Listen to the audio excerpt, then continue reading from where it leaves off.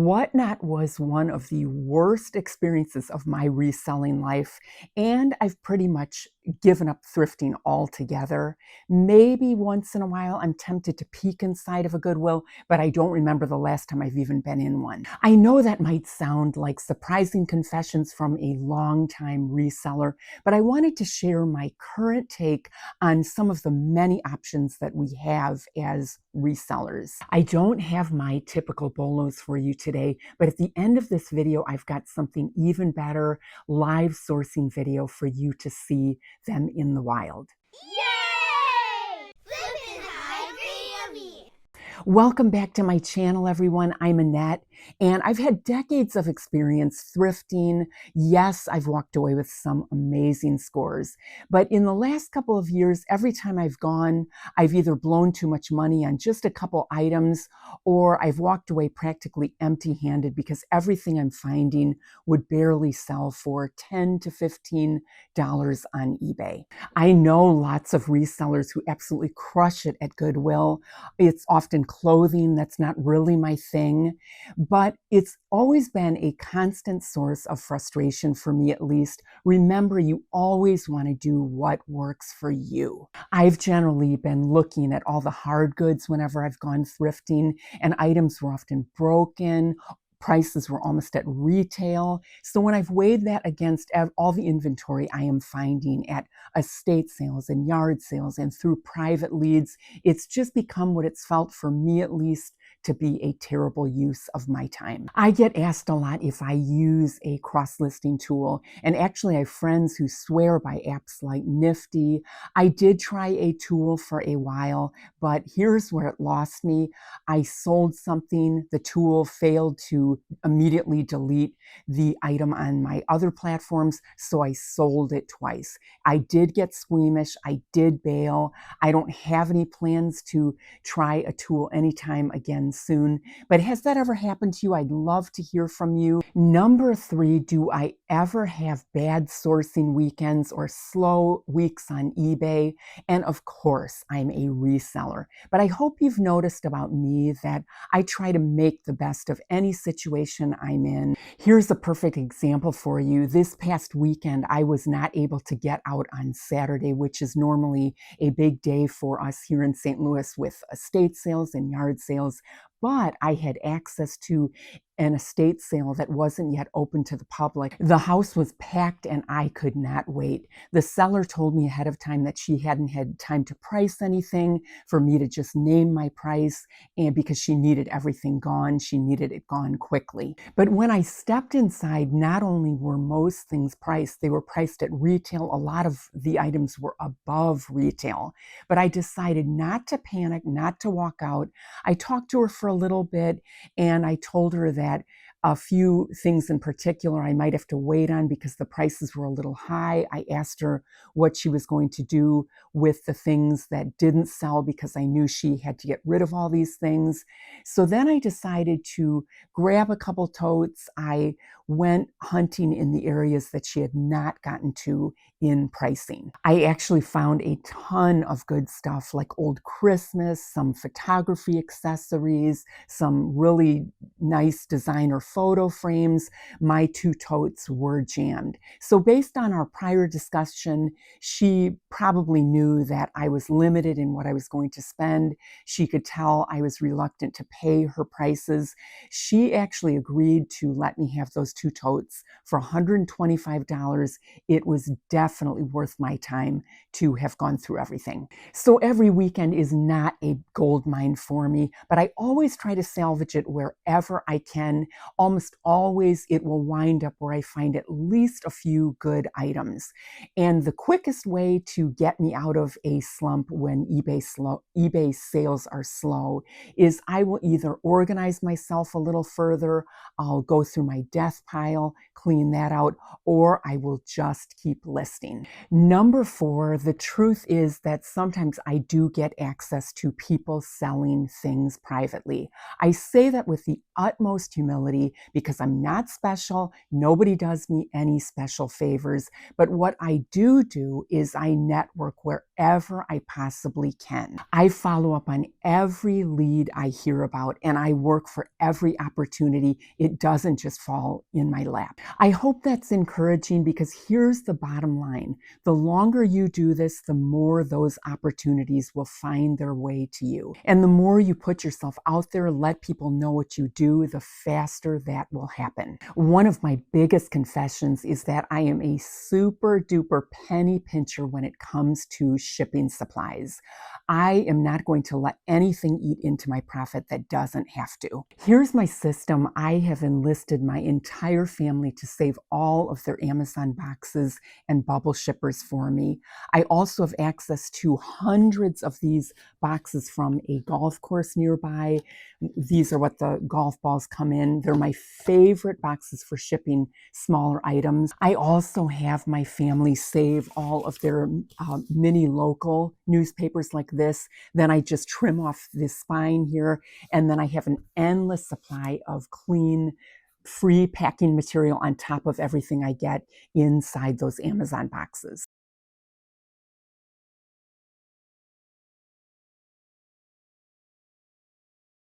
I also confess that I clean almost none of my inventory, and I mean none. If it's super dirty, I'm not going to buy it anyway, but I am telling you that most buyers, 99.9% of your buyers, only care about purchasing that item. Now, there's exceptions, of course. For me, it comes down to the photographs. If a doll's hair is really a mess, I'm going to clean up that hair, because it's just not going to photograph well if I don't do that.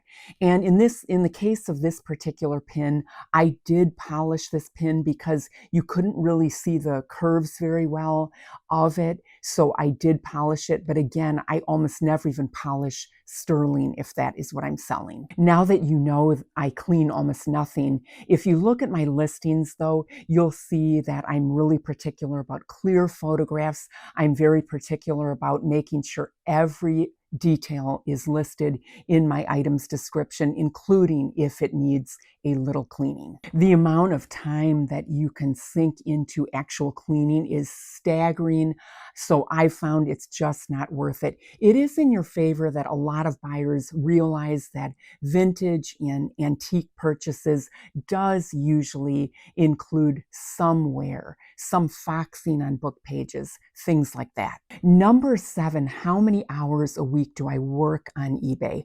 Well, right now it is less than 10, but last year I worked really hard to get my inventory past 1,000 items.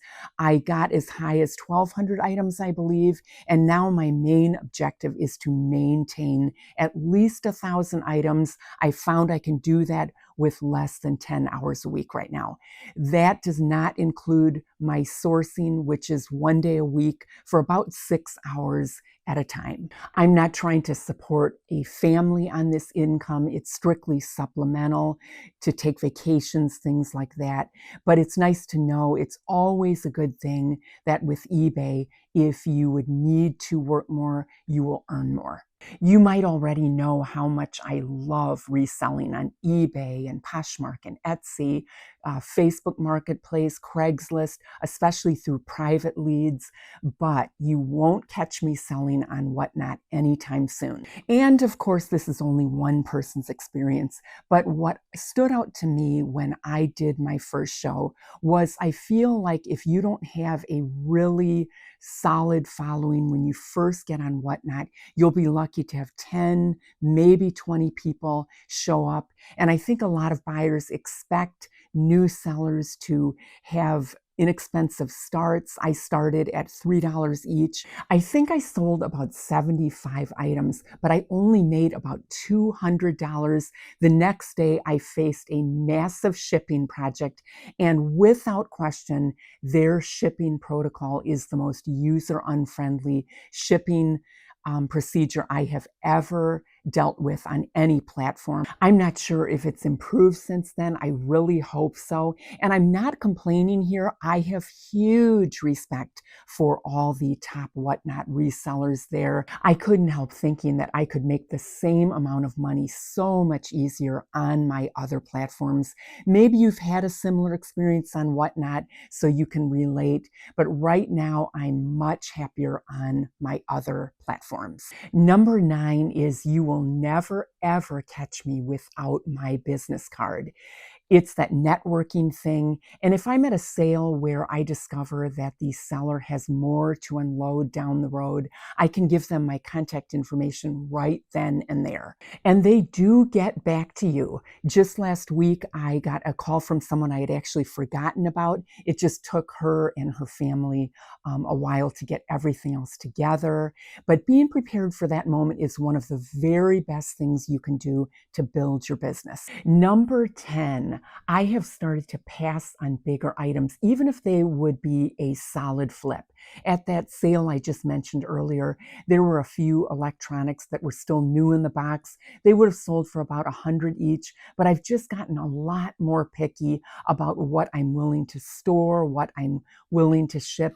Maybe if I would have been looking at $500 sales, I would consider it. But my general rule of thumb now is to have any item not be bigger than a shoebox. Sometimes I end up donating some of the bigger items that I've maybe had for a while. And ironically, this symbol kept getting in my way. I was on the verge of donating it, but I decided, oh, I'll hold on to it just a little longer. And finally, it sold.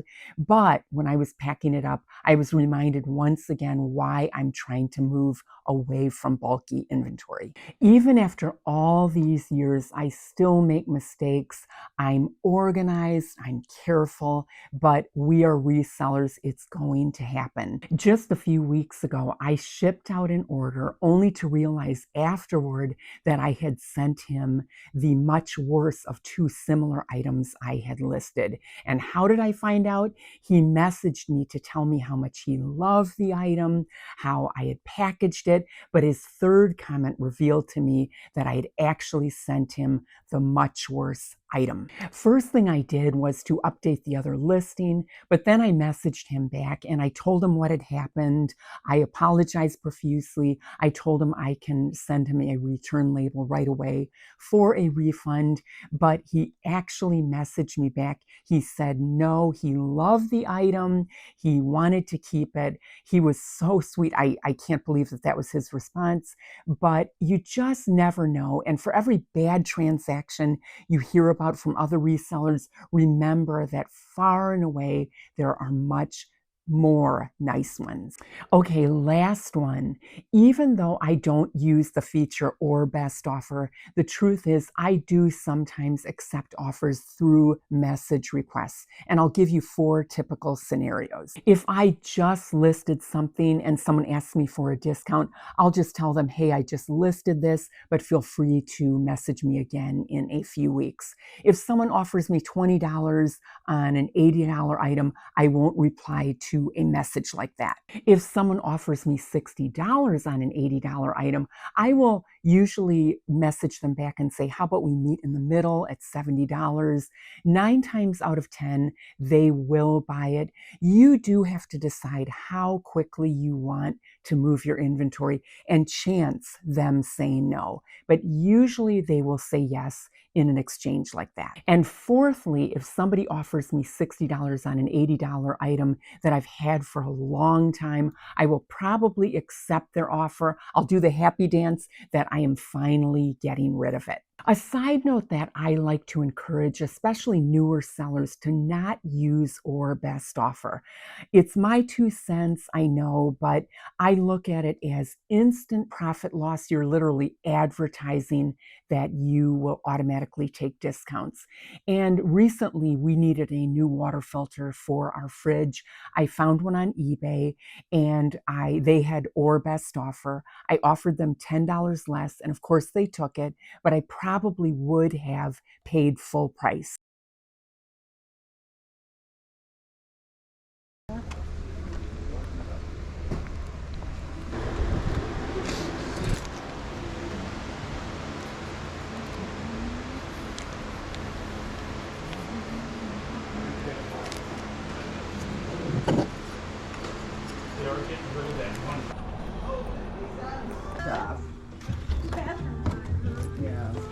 I want to show Lydia that someone else had the same vision. That's hilarious. That is hilarious. Well, what could I do with that?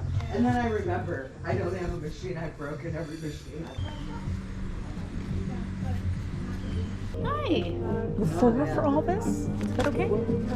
Yeah, that'll work. Okay, thank you so much. welcome. Really appreciate it. You're welcome.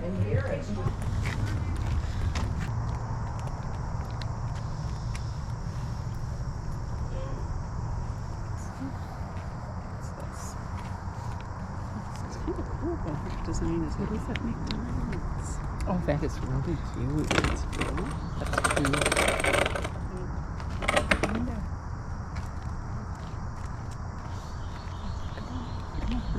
You can use your, yeah. Hi there. We'll take that. Okay. Just the thank you. Thank you so much. Morning.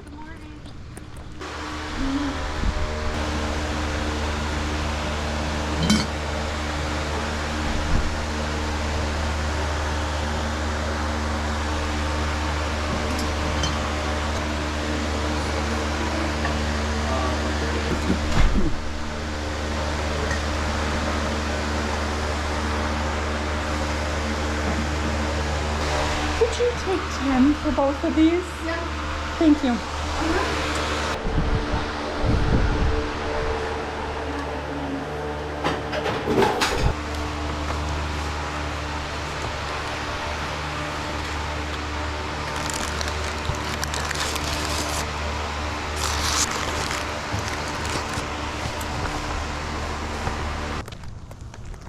Good morning, how are you? I'm good. How are you? Good, thanks. Everything inside is for sale and outside, obviously. Okay, We just wonderful. brought a few things outside because I'm like, it looks like we're not fully open. I just bought it, never even used it, so I'm thinking like 20, if that 20? works. I'll think about it. Would you take 15? Absolutely. Okay. No, I got a bag for you Okay, somewhere. Oh, here great. it is. Like I'll fold it up for you. Okay, thank you so much. You're welcome.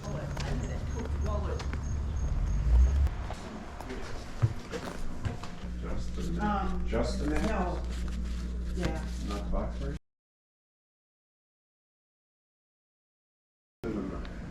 Filing cabinet, because I figured, Yeah, thank you. That was a good plan. oh, you're gonna have to move that table. No. We're good maneuvered. Good with space.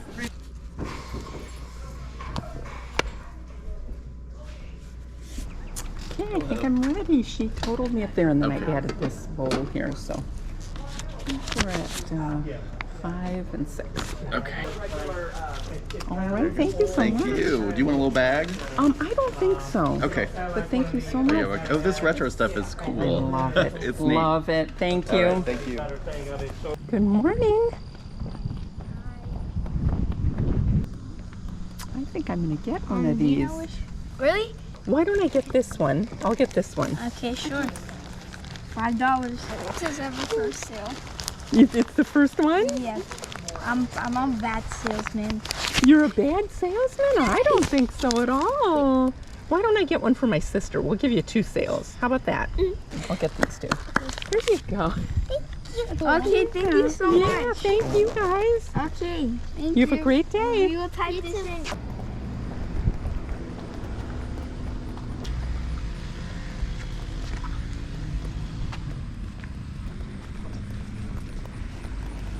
How much are shoes? Those are $1. Are all of them $1? It depends which ones you want. These I'm giving them for like $10, $15 because Oh, the brand. yeah. Okay. So How much are these? Those are 10.